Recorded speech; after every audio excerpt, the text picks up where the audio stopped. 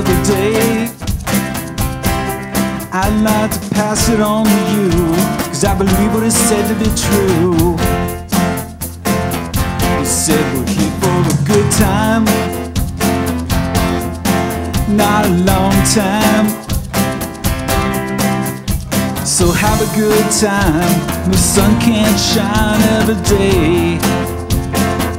But when the sun is shining in this rainy city, and the sun is shining, ooh, isn't it a pity?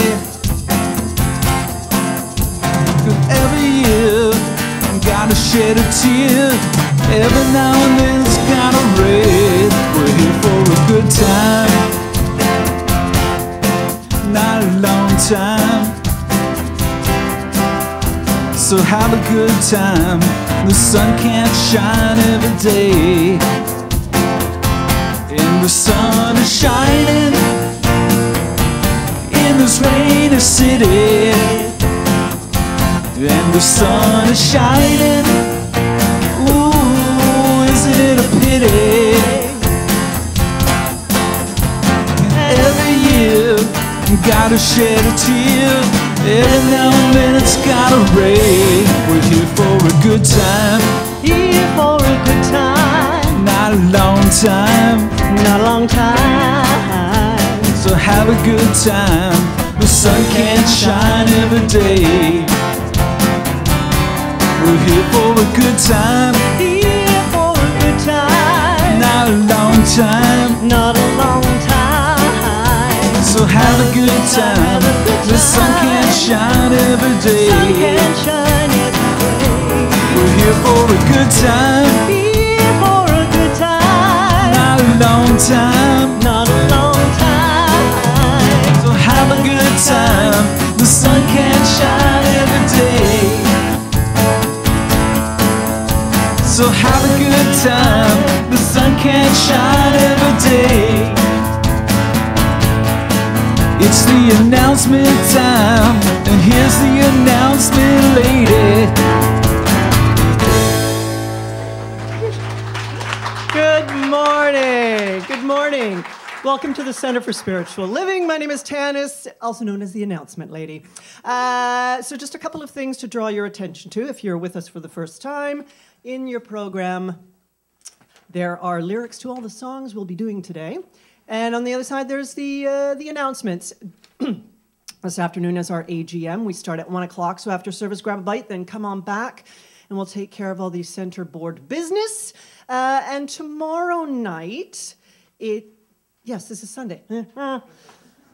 Brain foof. Tomorrow night is the Women's Intention Circle. So it is at 7. Thanks, Linda. It's at 7 o'clock tomorrow, and that's with Helen Velo. So come on down and enjoy that fun. And that's all I'm going to say. I'm going to turn it right over now to the man sitting to my right, the fabulous Reverend Jonathan Zenz. Good morning. How is everyone today? Feeling good? Feeling good. The energy in this room for me is quite incredible. We had an incredible workshop yesterday, and it was life-changing for many of us, including myself. So next time I do a spiritual economics workshop, come on down, join us, because it does change. It changes something, right? Yeah. Anyway, we come together this morning at the Center for Spiritual Living with an understanding of one thing and one thing only. And it's really not just the understanding, but the celebration of the idea that there's a power and a presence for good in this universe. It's who and what you and I are, and that's the way we begin the day. This power, this presence is an energy of love. That's it. So let's be loving, and let's start off today with, what song are we singing? Down in My Soul. Down in My Soul. So I invite you to relax right into this groove.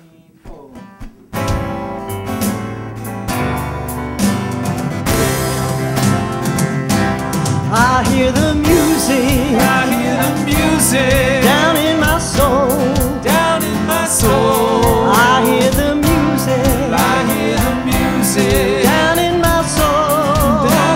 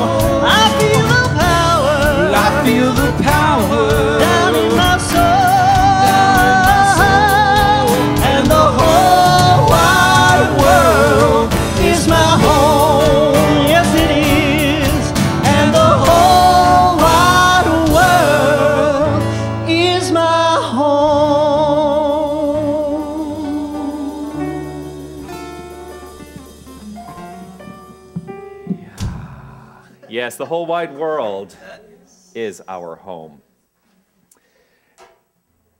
As we were singing that lyric, what came to mind to me today is kind of a continuation of the idea of ohana that I brought up last week. Ohana being the Hawaiian word for family, and inclusive of the family that are your blood relatives, but also your chosen family. And I was talking yesterday to the people in the workshop about how this community is part of my chosen family, and I'm so grateful for that.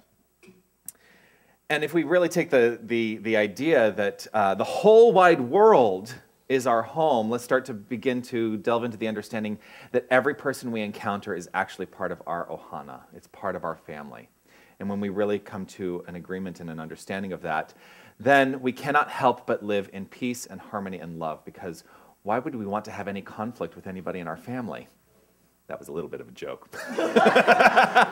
Well, actually, why would we want to have conflict with anyone in our family?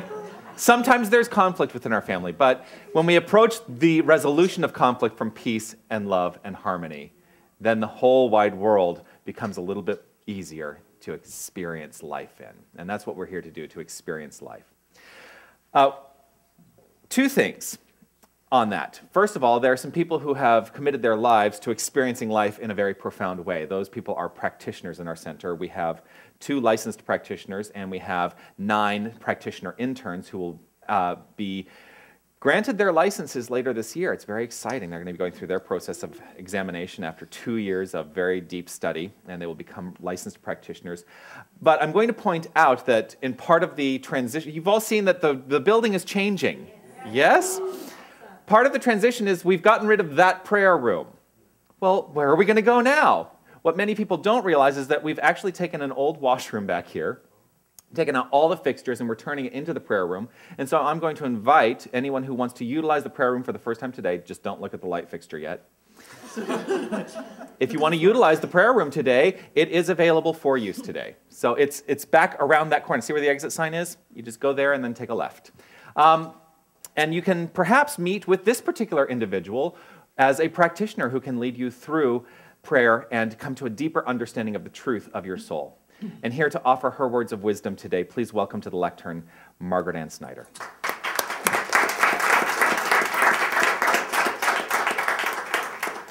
Oh, good morning, everyone.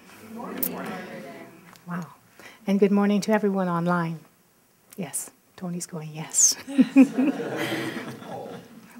This week, we are doing another, what do you call those? Principles. Yeah. Sorry. Oh, my goodness. That Science of Mind teaches. And this week is all about incarnation of the Spirit. And I'd like to read a quote to you first. I have an inner understanding of my place in the universe. I know that it is unique. The divine has not incarnated in anyone else in just the same individual way that it has in me. I am unique and forever individualized. And this is taken from a treatment written by Ernest Holmes in the Science of Mind textbook. It gives me a feeling of peace and knowing that I am special, and special means unique and at home in who I am. In the glossary at the back of the book, incarnation and incarnate is described as the Spirit of God in all creation. To incarnate is to embody, to enshrine, to give form to. We embody the Spirit of God in all of its glory, in all of its attributes of peace and love and joy. We enshrine it. As we do this, we naturally have the nature of God, which is the creative process. We set thought or our word into motion and so give form to God. So where does love come into this? Just as God creates by knowing itself, by Spirit giving to itself, we create through knowing ourself. This desire and action of knowing self is love. As part of this incarnation, the glossary also says each of us exemplifies a principle. I interpret this to say that we are divine truth, we are love, and this is for us to explore and to share. This spirit that animates each of us is a manifesting of God.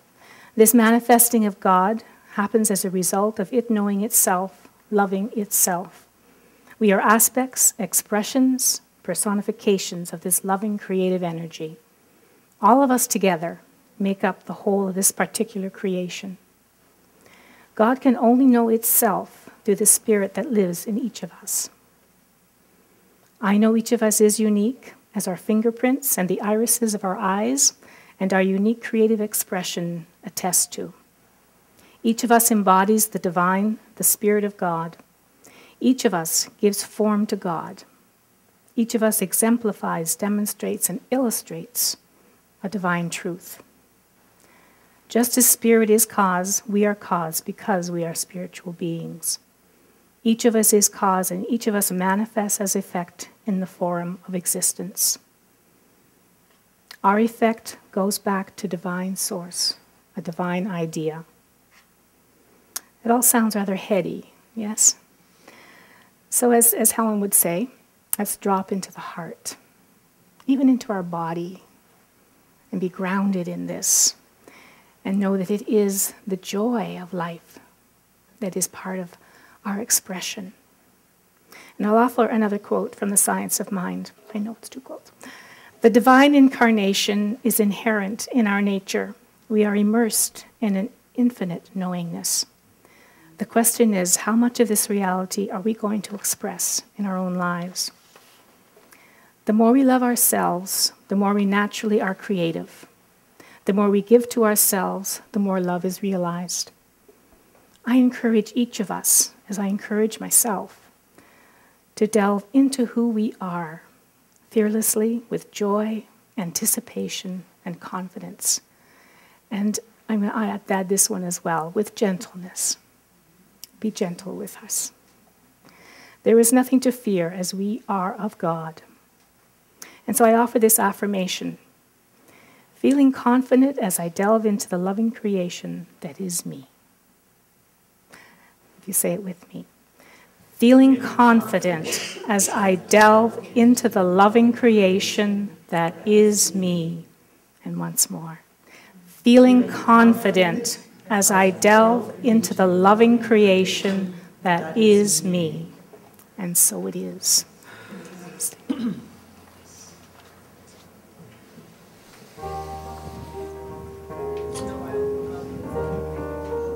So take what you've heard to heart, whatever it is that's touched you. Part of the infinite incarnation is to have an understanding of 2 very simple words, 2 words that are the beginning of all creation in our lives. Those words are I am. For anything that you put after that is a statement of truth. And that's how your life unfolds. It's how my life unfolds. I am. I am. I am. I am. I am loved. We'll repeat that. I am. I am. I am loved. The love of God is in my life. I am loved.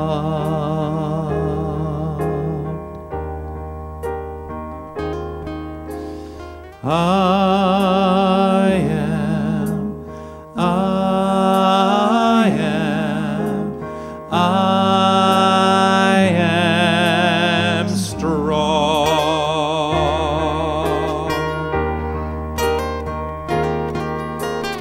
I am. I am. I am strong.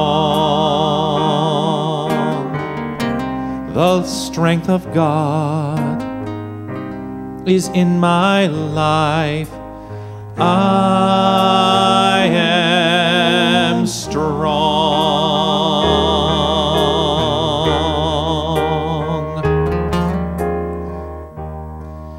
And so I invite us all to relax right where we are. Go to that place of centered awareness, letting go of anything that has preceded this moment, letting go of any anticipation for what is to come, and allow the presence in the present. As I turn this over to Margaret Ann for her brilliant affirmative prayer, spiritual mind treatment. And I invite us all to take a breath and become conscious of this beautiful heart that beats in this beautiful body that is this form of God. There is only one presence and there is only one power. There is only one mind that is infinite intelligence. There is one heart that beats and glorifies each and every one of us. I am divine energy. I am the incarnation of God. So I am perfect. I am whole and I am complete. And I am this beautiful exploration of love as I know myself more and more and more. As I gently allow myself to open in the confidence of knowing that I am this glorious energy, that I am this goodness, that I am this perfection. I allow this knowing that is in me to be my guide, to be my intuition. I allow this incarnation of love to flow through me individualized with my purpose and my hopes and my dreams, my love, my sharing. I am all of this, and I am love, and I am loved, and I am this incarnation of infinite beauty. I am beauty in the way that I choose who I am. I am individual, I am unique, and I am powerful because I know this uniqueness. I know of this power because I am unique. I am divine energy, and I love who I am. I love and I give and I receive this beautiful energy in every aspect and facet of my life. I am joy, and I allow this joy to be my gratitude. And this gratitude is the peace and the love that lifts my heart to joy. I am grateful for who I am, and I am grateful for each and every person and who they are. I am grateful that I am this, and I know this. And in this gratitude, I release these powerful words to the law of mind, knowing that it says yes and welcome. I release, I let go, and I let it be so. And together we say, and so it is. And so as we go into this final verse, the word we use is blessed. And I want to remind everyone that this is not a blessing that is bestowed upon us from anything outside of ourselves. It is a blessing that we accept into our hearts from ourselves. So let that be the way we express I am blessed. I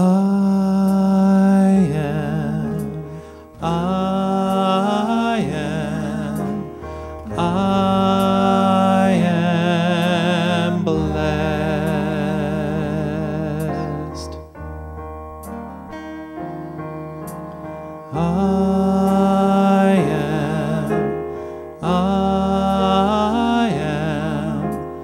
I am blessed.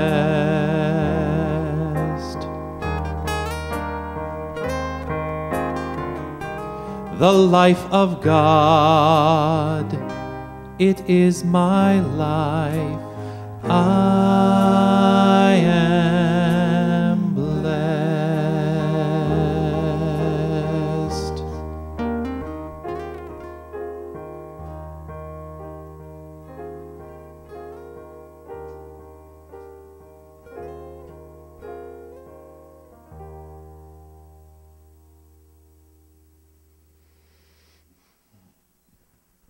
Thank you, Margaret Ann.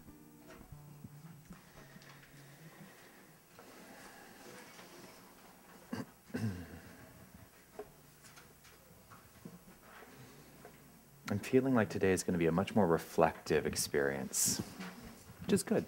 It doesn't always have to be fireworks, you know.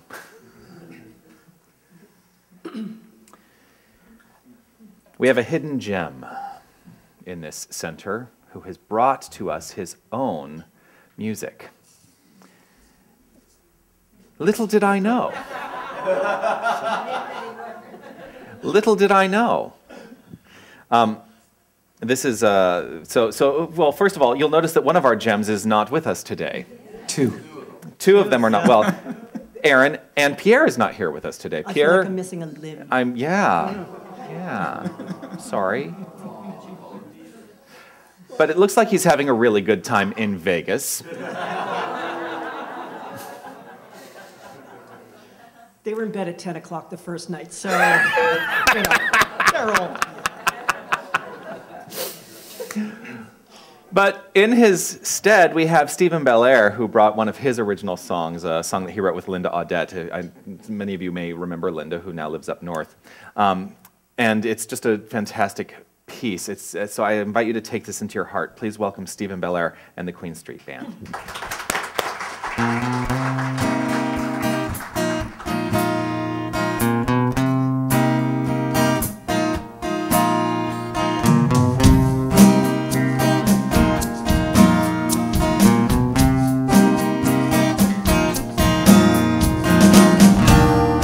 Where will I go? Change is good, I know. The road that lies ahead, the songs that I misread. As I chase the setting sun, I think of things that I've never done. This time I won't run, I'm gonna break the chain.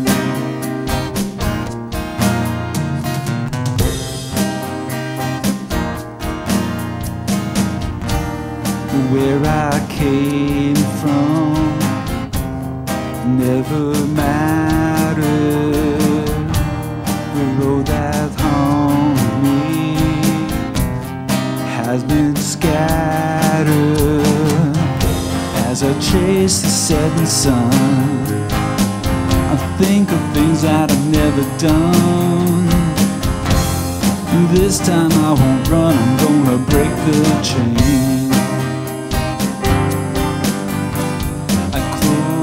Close my eyes and realize that rain sings back to me. Songs of heartache from my life before, like who I used to be. I'm a metaphor. The circle is broken from words I have spoken. My spirit has woken, I'm gonna break the chain.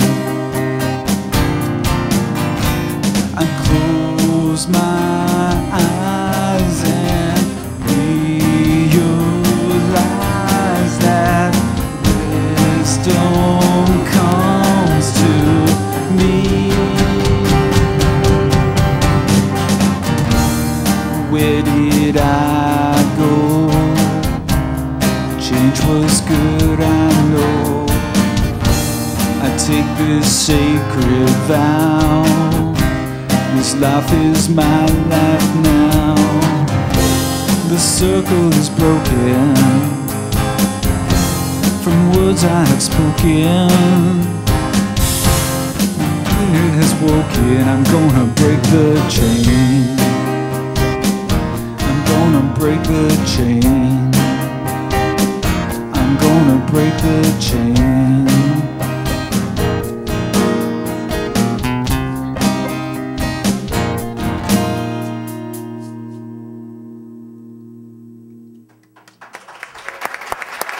Stephen Belair and the Queen Street Band. I'm stealing this for a moment. What's that? Yeah. One of the things that happens quite frequently is that I read the lyrics to we get the song choices early in the week, and I get lyrics and things, and I read the lyrics, and I'm like, oh, that's really lovely, and then something will usually spark me in the lyrics, and then I'll sit and listen to the song, and then something entirely new will spark me, and I'll think, that's what I'm really supposed to be talking about. This is allowing myself to, basically, what he says here is, I close my eyes and realize that wisdom comes to me. I don't impart the wisdom, I allow it to happen through me. And that's the truth for each and every one of us. But the very first lyric of this song, Where Will I Go? Change is good, I know. Change is good, I know. You know, sorry, those of you who are in the spiritual economics workshop, I still have $4.75 in my pocket. It's just bugging me, so I'm putting it in my lectern. Change is good, I know. When we can accept that change is a good thing, change is a good thing. In fact, change is the thing that we can certainly count on because there's nothing but change. The world of form, this physical world, is constantly changing, constantly evolving, constantly transmuting itself into newer expressions all the time. And this is a really, really good thing. It's a really good thing because if it did not change, it would stagnate. And do any of us want to live a stagnated life? No. Is stagnated a word? Yes. Good. Do we want to live in stagnation? There we go. Stagnant, thank you. Yeah. I was like, the minute it came out of my mouth, I thought, that doesn't seem right. Do we want to live a stagnant life or live in stagnation? I suspect we do not. So, I invite us all today to take on this idea. Welcome the change. Welcome the change. Allow it. Simply see where it will lead you, because it may lead you to places so unexpected and yet so extraordinary that your life gets better and better and better and better and better. Ask yourself this question. What am I willing to say yes to? What am I willing to say yes to without fear? Last year, I was willing to say yes to going to Guatemala. I will tell you, my initial response to that request was, yeah, I can't go to Guatemala. It brought up fear in me. And I said, wait a second, no. There's a reason this request is being made. And so I said yes to it. I could very easily have said no to it, but boy, what did that change in my life? It changed my whole outlook in terms of the concepts of prosperity and poverty. And I was able to bring that into the work that I did yesterday in spiritual economics, to have a deeper understanding of what prosperity is, because ultimately, prosperity is not wholly about money. Money is wrapped in there. I'm not going to deny that. Money is wrapped in there, but it is not wholly about money, because money is simply a tool. Money is simply a tool. Money is part of the incarnation of spirit, just as we all are. And so, as Margaret Ann introduced, we are working on, this is week 4 of 15, and we are moving our way through and learning about the Declaration of Principles, which were written in 1927 by Ernest Holmes. So the principle today, we believe in the incarnation of the Spirit in all people, and that all people are incarnations of the one Spirit. It also goes very much in line with the lyric of the song about change, because Spirit is incarnate within us, as us, and because of that, because Spirit is infinite, we have infinite possibility for who we become in this experience of life. None of us are relegated to a narrow view or a narrow tunnel vision idea of what we have to be. And yet, how many of us are socialized to think that that is the case? I was socialized in that way. As I grew up, I had an idea. I had an idea because I knew from a young age that I wanted to be an actor. I want to be an actor. And yet I was socialized to believe that the path for an actor was to live as a starving artist. And so what does that set up in my own mind but the experience of being a starving artist? I don't think Julia Roberts is a starving artist. I guarantee you Tom Cruise is not a starving artist. But what is it that we are setting limitations on in our own lives just because of an idea we've taken on in mind? Let's begin to open that up, because change is inevitable. Change is the only constant. So many of you have come to this philosophy having come from a Catholic background. And in the Baltimore Catechism,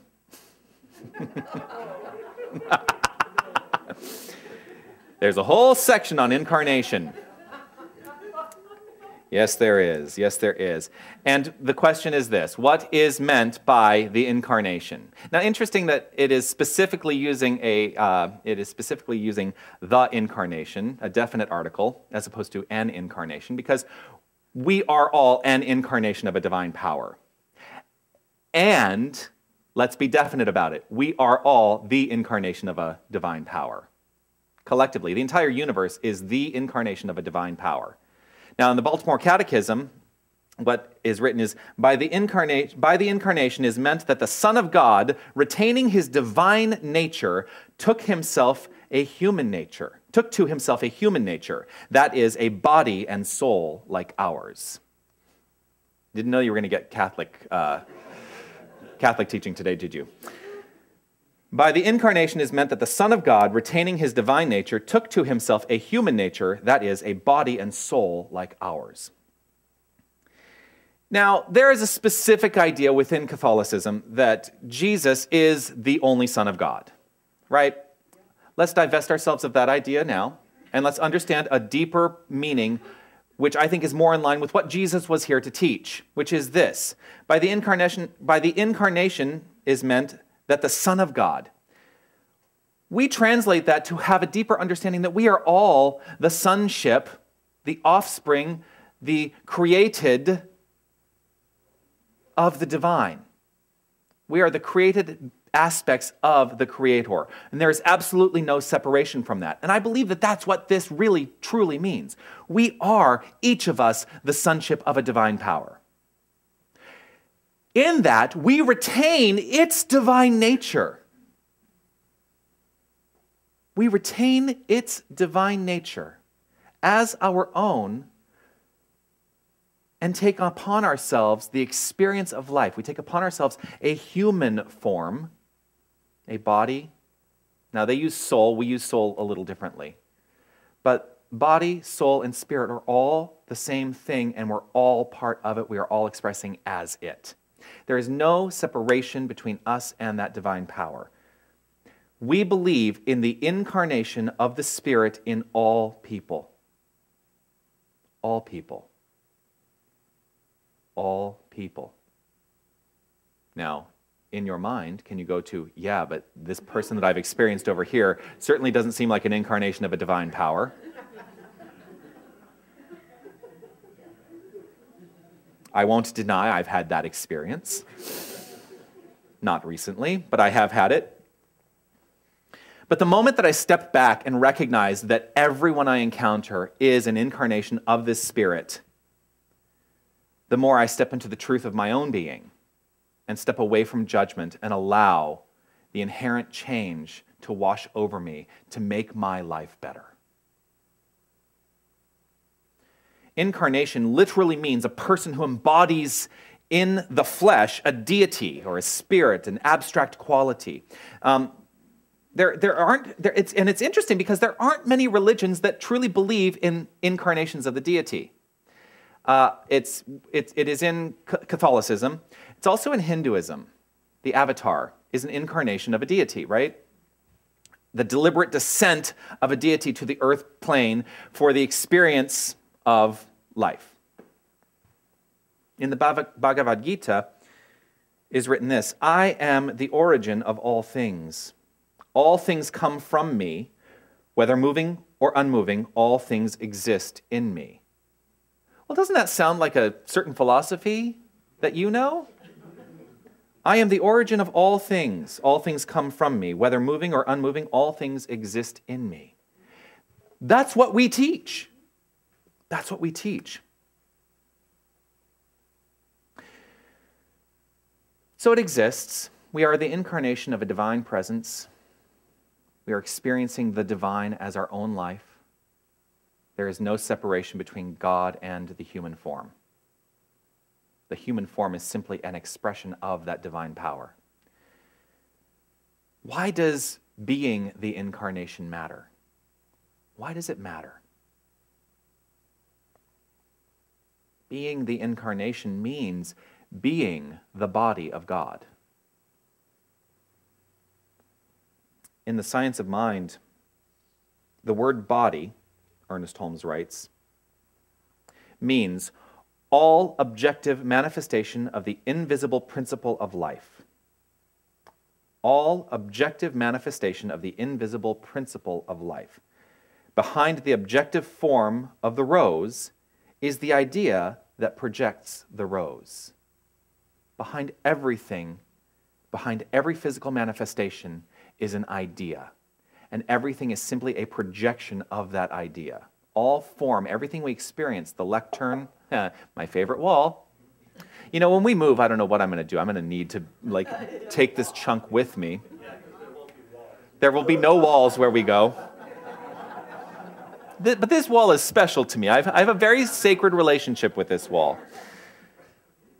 Behind the physical presence of the wall is the idea of the wall. The wall cannot exist without the idea behind it. Nothing in our life exists without the idea behind it. What are you two going over there about?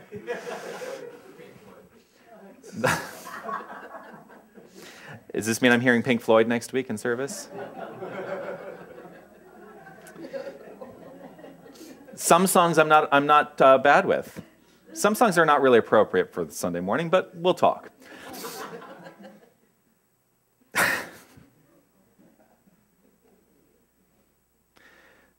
Behind the objective form of the rose is the idea that projects the rose. Behind the objective form of your beingness is the idea that projects your beingness. Allow that to sink in for just a moment. Simply allow it.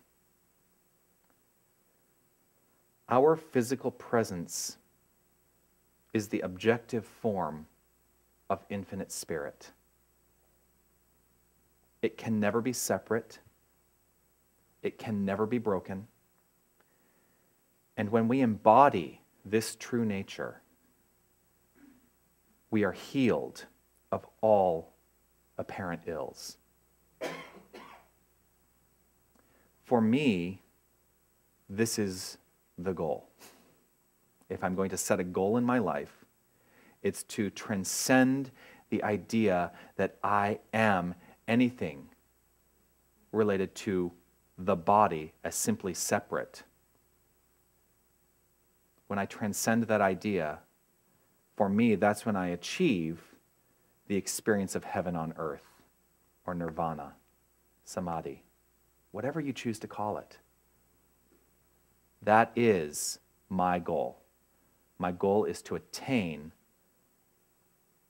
consciousness, conscious awareness of the truth of who I am. But boy, sometimes life just gets in the way and makes it so hard.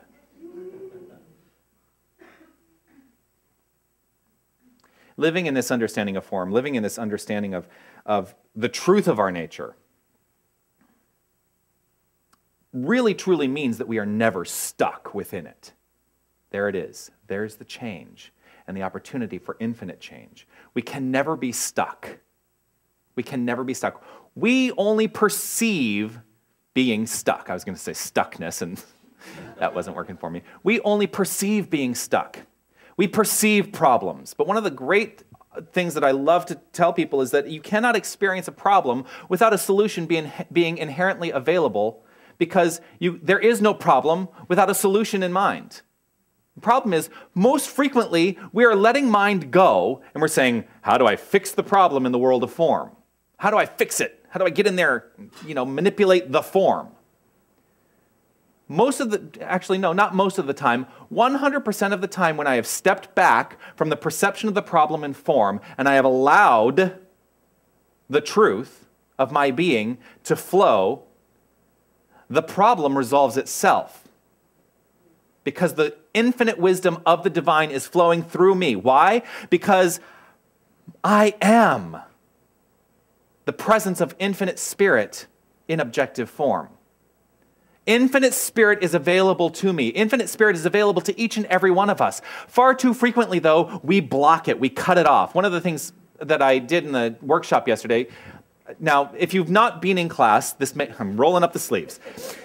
If you've not been in class, this may not make a lot of sense to you, but I'm very quickly going to explain to you how we describe the creative process. There's a circle. In the circle, we have two lines, separating the circle into three sections. The top section we refer to as conscious mind. I do know how to teach this stuff. Conscious mind. The middle of the circle is subjective mind, and the bottom of the circle is form. Now, do not get into the idea that there is a hierarchy there. There's no hierarchy. Everything is equal within that. The way we teach it is the conscious mind impresses upon the subjective mind an idea, and the subjective takes that idea and creates form.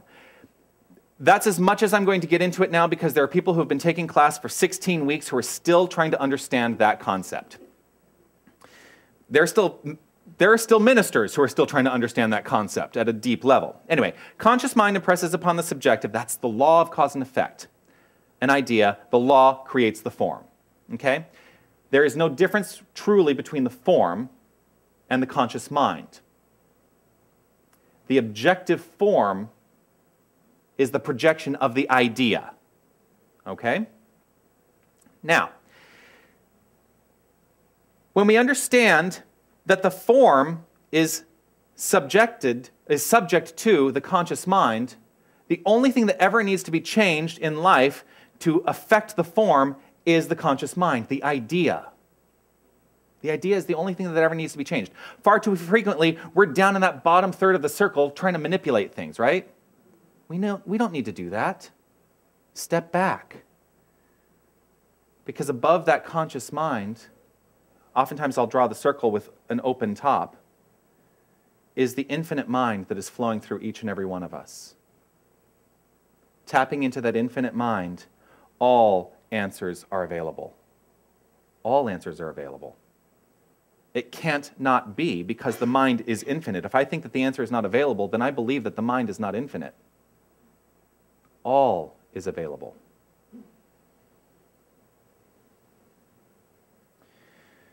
We are never stuck because of what is essentially the second part of this declaration. So the first part is, we believe in the incarnation of the Spirit in all people. The second part is, and that all people are incarnations of the one Spirit. This is where we differ from many religious ideologies. Our expectations and our actions, being based on the concept of being God, hold us to a high standard. And I'm not saying we're better than, but let's allow ourselves to individually hold ourselves to a higher standard of living, based solely on the idea that we know who we are, and we recognize that in every single person we encounter. A belief, this is setting up a belief in true equality, for all of us are being. All of us are being. And I believe this is what Jesus of Nazareth meant when he said, I and the Father are one. I and the Father are one. He was not specifically saying, it's just me and not you. I and the Father, yeah, we're like this. He was approaching life from the understanding that the I am, that he is and we all are, allows us to go to that deeper understanding that each and every one of us is one with what we may consider the Father. Because, you know, in life we may set up a hierarchy that the infinite divine is up here and we're down here, but it's not true. It's not true. We are immersed in a sea of infinity. We are immersed in a sea of infinite creation. and each and every one of us is completely 100% equal within that. Living in the understanding that I and the Father are one connects life with living. And what I mean by that is, how many people do you know are going through their experience of life and not living? It becomes our responsibility to live life. That's why this year I've decided that I want our theme to be living out loud.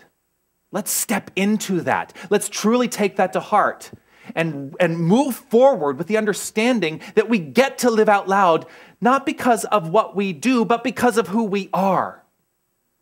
That's what I want. It becomes our responsibility to live life rather than simply exist for a short time, feeling subject to the circumstances of life.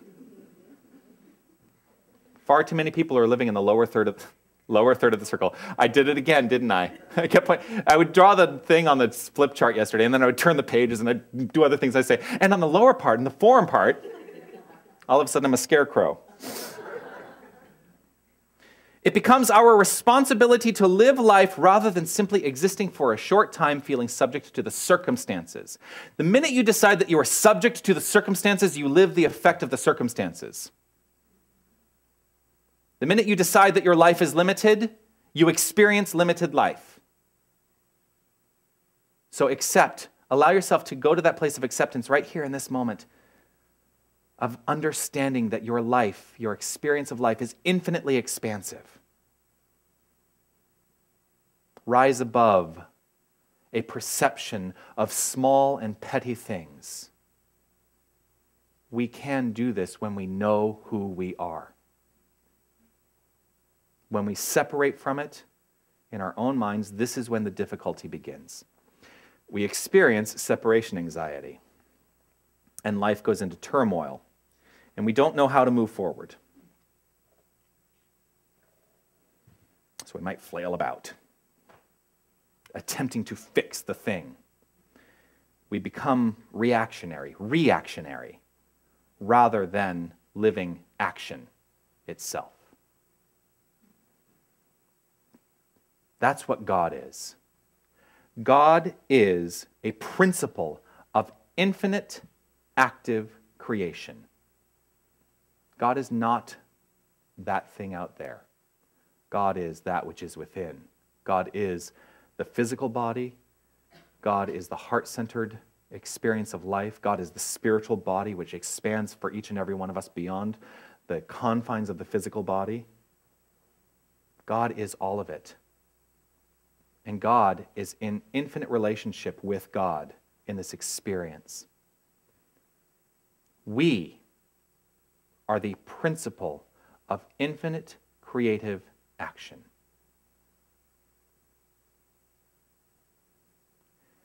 And we can create the illusion of separateness.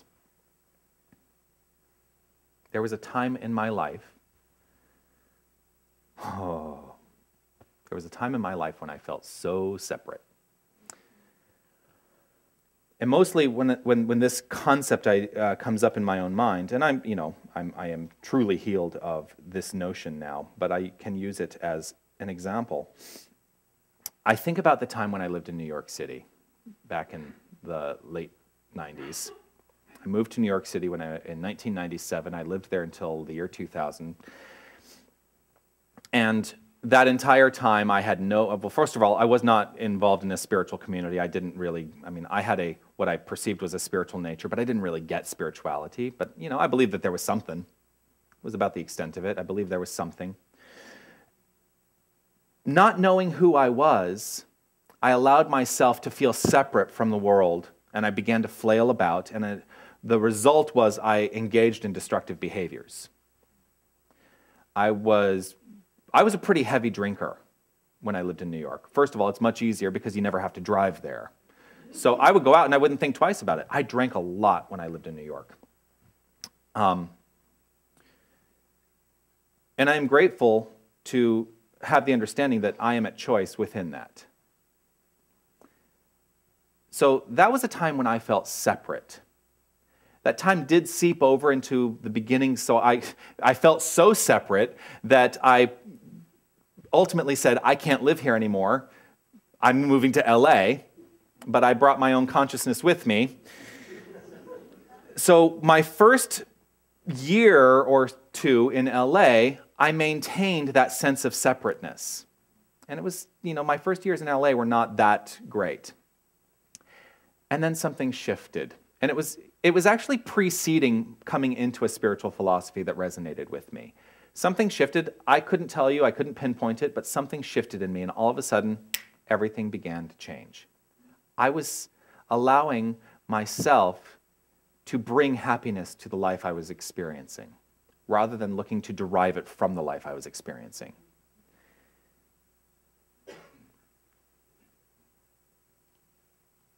And I'm really glad I did.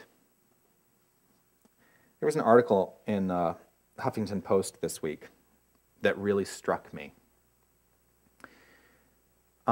It's funny, I didn't write down the headline of the article, but it was something along the lines of, the reason for addiction has been discovered and it's not what you think it is. Did anybody read that article? Yeah. Really fascinating article. Basically, it was talking about the scientist who's now done these studies, and it goes back to a study that was done in the 80s where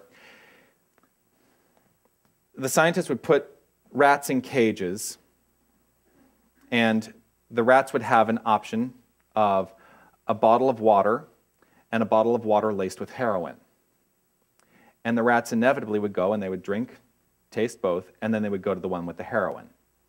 And they would, go to that place of feeling high. And it led to an advertisement that was this: only one drug is so addictive, 9 out of 10 laboratory rats will use it and use it and use it until dead. It's called heroin, and it can do the same thing to you. Now, the recent study has changed part of the research. And what the recent study has done is the scientists put the rats in cages that were comfortable and lush. Basically, they called them rat parks. Gave them the same option, the water and the heroin-laced water. And they went for the water.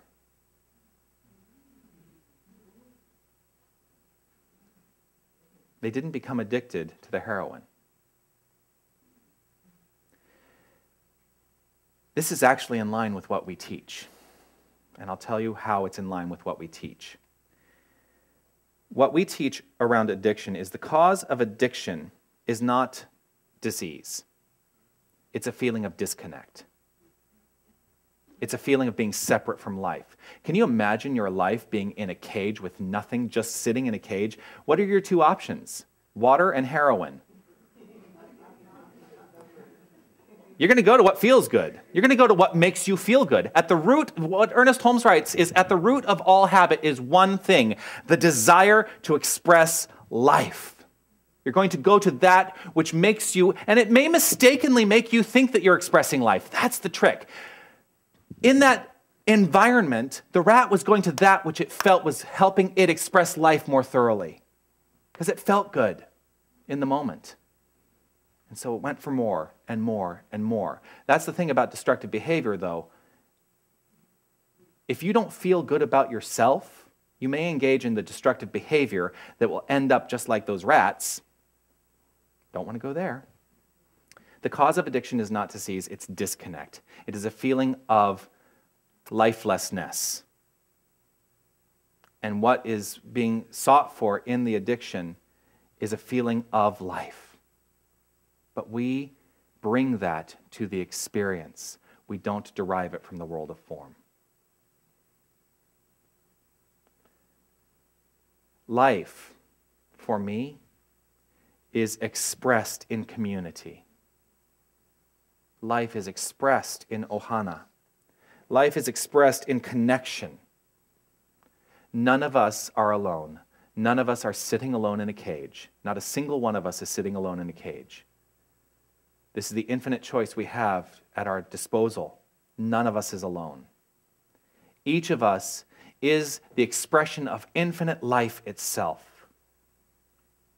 We are the incarnation of the Spirit, and all people are incarnations of the one Spirit. This, to me, is the great equalizer. I am God, and so are you. There is no separation, there is no difference between us. And in fully living this, in fully embodying this, I can attest to this because I've experienced it. Life becomes so much better.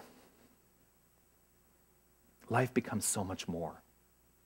Namaste.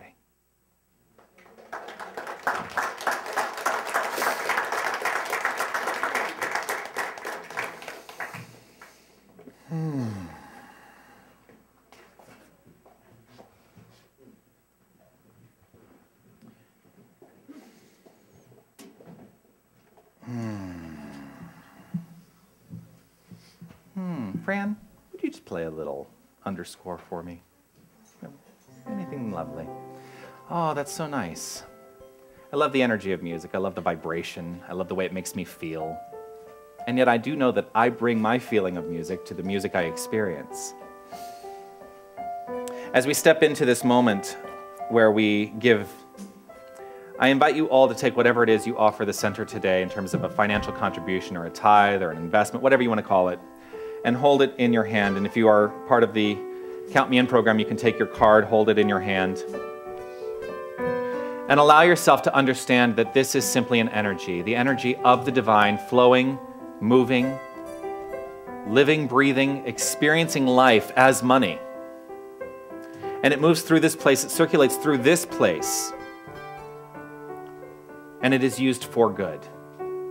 I am grateful to the entire Board of Trustees for their wisdom in how to utilize the funds that come into this center. And I'm grateful for their trust in me to know that as a steward of this center, I'm utilizing these funds appropriately. This is part of the way we express life. This is part of the way that we experience the deeper life. And so I invite us all to simply allow that to be the point of view from which we give today, not out of obligation, but as a gift given from the heart.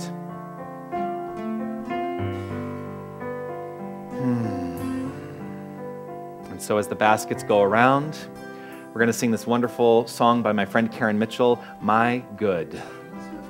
And I invite you all to stand and celebrate givingness.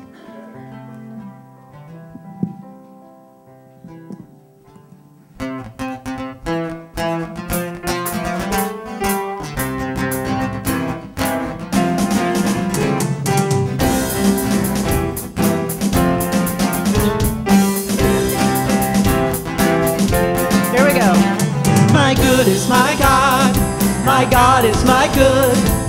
All the good there is belongs to me. My good is my God.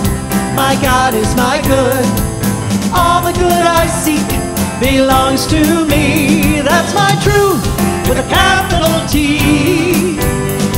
It's all about living free. My good is my God. My God is my good.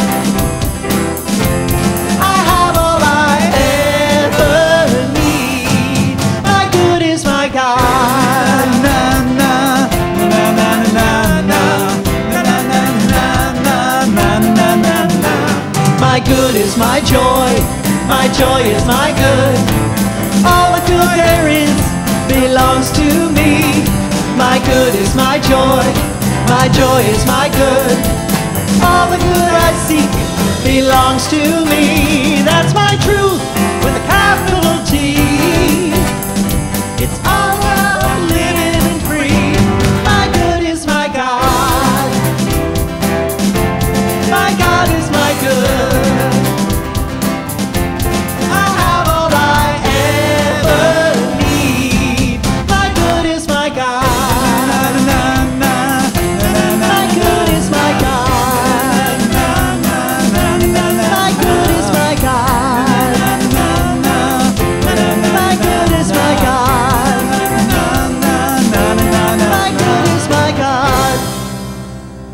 beautiful. I'm going to invite Margaret Ann to do a blessing over our offering. Come offering. I take a deep breath and just feel this energy of the room, the energy of this song, the joy that is in this place right here, right now. And I know that there is only one infinite and abundant and eternal energy that lives in each of us, that is our truth and our life and our way of being. And I'm grateful for each and every person here, each and every person online. I am so grateful for the love and the beautiful energy that accompanies these offerings. I am grateful, and I receive them on behalf of this board and this center to expand this energy as it is put together with energy that is received in many, many different ways. All of energy is one divine truth, one divine joy, and it is love and peace and joy and infinite possibility. I am grateful for each and every person, each and every volunteer. I am grateful for Jonathan, and I am grateful for this building that houses this wonderful energy.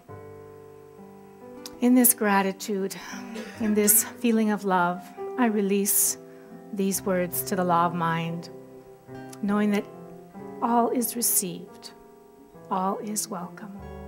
I release, I let it go, and I let it be so. And together we say, and so it is now.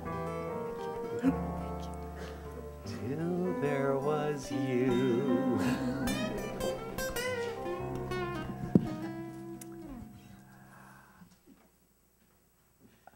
Take a breath. I promised you that you would have an opportunity to speak today. Do you want to get up and speak? Sure. I'm going to invite Linda Visosky to get up and speak to you. She asked me if she could have just a couple minutes of your time. And I think that you might have been involved in this too. Please come on. Okay, Fran's going to stay at the keyboard. She wants to... Here. Good morning, everybody. I have just returned from Kauai with Fran and with Jonathan. You know, words don't really do this adventure justice. First of all, to be at our center, our sister center in Kauai, on this beautiful, majestic island, that in itself was such a gift. We live in an amazing community, full of love, full of light, full of joy, full of beauty. It's all of who we are, but we also resonate with a lovely, magnificent community. So I only have a minute to say, next year we are going again, Jonathan, and I think Fran is as well. Absolutely. It was so lovely to share the community with our community, with Jonathan and with Fran, and Lena was there last year. It was majestical.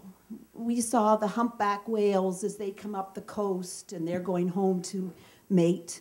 We went to a beautiful Hindu monastery and we had a time with the Swami, who reminded us that God was always with us. I could go on and on, I really could. I invite you to look at the year ahead and perhaps entertain the opportunity of traveling with us next year. January the 6th to the 13th, 2016. I know Jonathan is going, and I'm sure Fran is.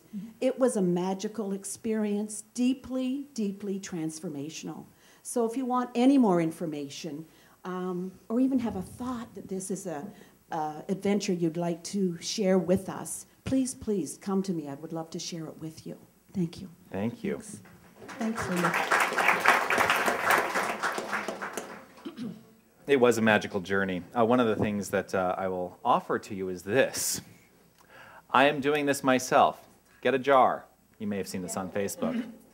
Week 1, put $1 in. Week 2, put $2 in. Week 3, put $3 in. Continue that through the course of the year. By the end of the year, you'll have about $1,500. It's a great way to save, and it's a great way to set yourself up for a portion of what you would spend to go to Kauai. Let's go ahead and relax right where we are.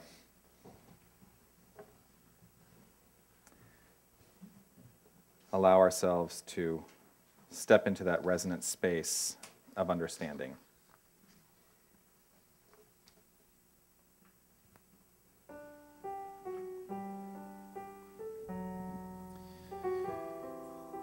We believe in the incarnation of the Spirit in all people, and that all people are incarnations of the one Spirit. All people are incarnations of the one Spirit.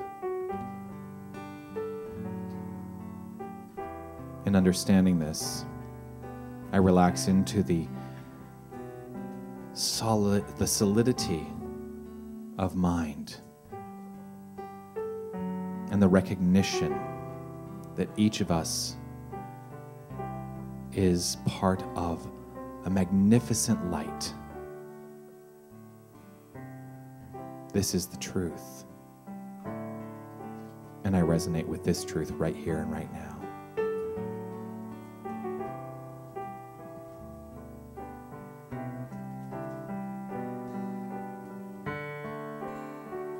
There is a light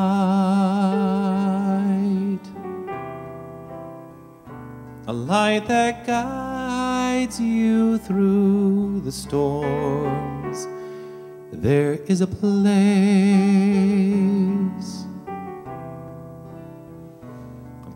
of healing and calm. There is a peace, peace that lives beneath the waves, beneath the sorrow and the joy. There is a stillness and grace. Your tears like rain are falling from the skies. It is God's love that's pouring from your eyes. The wounds of life, they bring healing, my friend. The heart that breaks is but opening again. The heart that breaks is but opening again.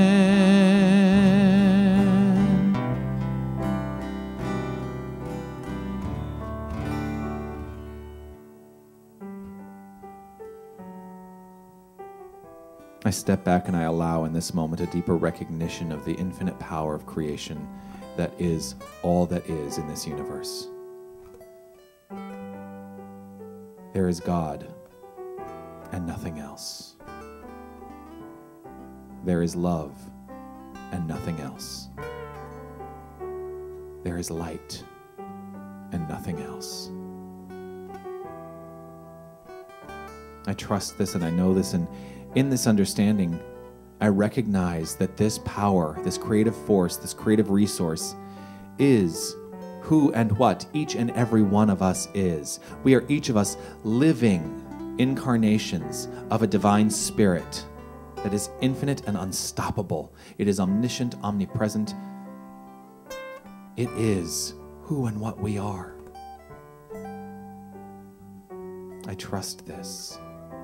And I know that because of this, the words spoken here in this moment, based in the belief and based in the feeling, is a word that demonstrates in the world of form. And so I call upon it to unfold more magnificently for each and every one of us, allowing perfect health, abundant wealth, brilliant relationships,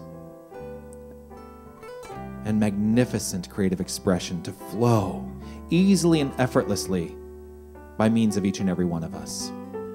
This is what I choose for myself. This is what I recognize and know and choose for every single person here, every single person online, every single person I encounter. I recognize and know a more magnificent experience of life.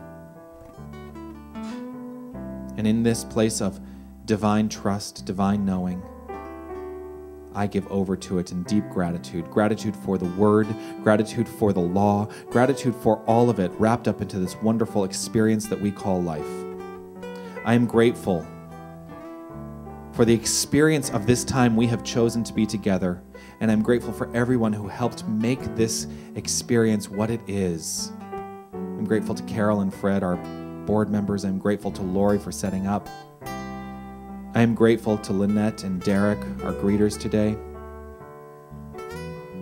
I'm grateful for Marg in the bookstore, grateful for Carrie on the sound, grateful for Kimon and Tony on our webcast. I'm grateful for Stephen Belair, the entire Queen Street Band. I'm grateful for Helen and her beautiful meditation today. I am grateful to Margaret Ann and her brilliant wisdom, that intuited wisdom. I am grateful, and I am especially grateful to each and every person present here today. Each and every person present, whether they are present by being in the room or present with us on the internet. I am grateful. So in gratitude, I simply relax into this knowing.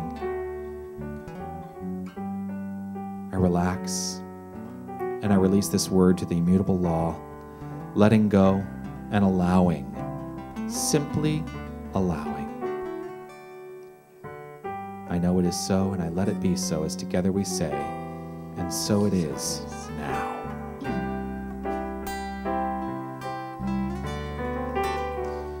There is a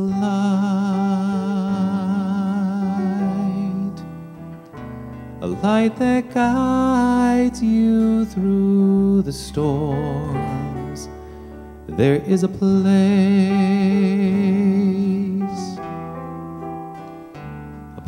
of healing and calm. There is a peace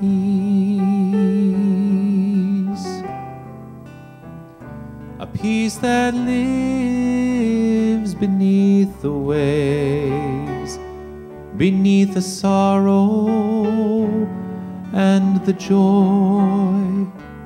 There is a stillness and grace. Your tears like rain are falling from the skies.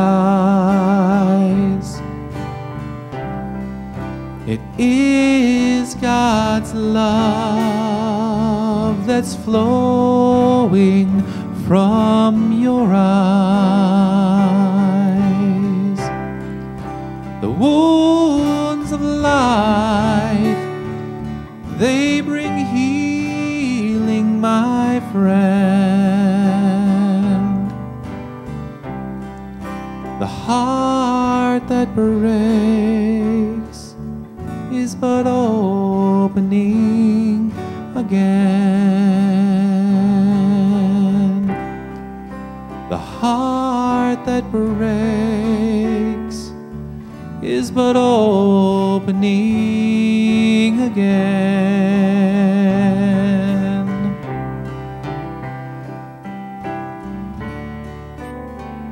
There is a light.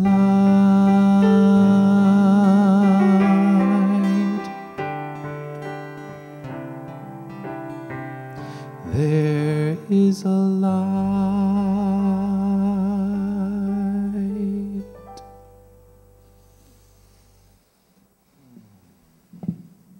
And so let's let that light shine. We're going to end the day with this little light of mine. Thank you all so much. I will see you at the general meeting at 1 o'clock.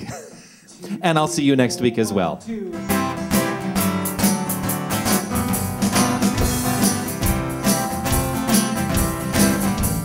This little light of mine, I'm gonna let it shine. This little light of mine, I'm gonna let it shine.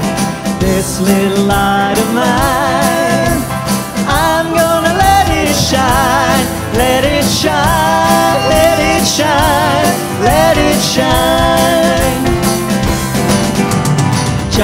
spark can light the dark. I'm gonna let it shine. Just a spark can light the dark. I'm gonna let it shine. Just a spark can light the dark. I'm gonna let it shine. Let it shine, let it shine, let it shine. Won't let fear and doubt blow it out. I'm gonna let it shine. Oh, won't let fear and doubt blow it out. I'm gonna let it shine. Won't let fear and doubt blow it out. 'Cause I'm gonna let it shine. Let it shine, let it shine, let it shine. Let it shine, let it shine, let it shine. Let it shine.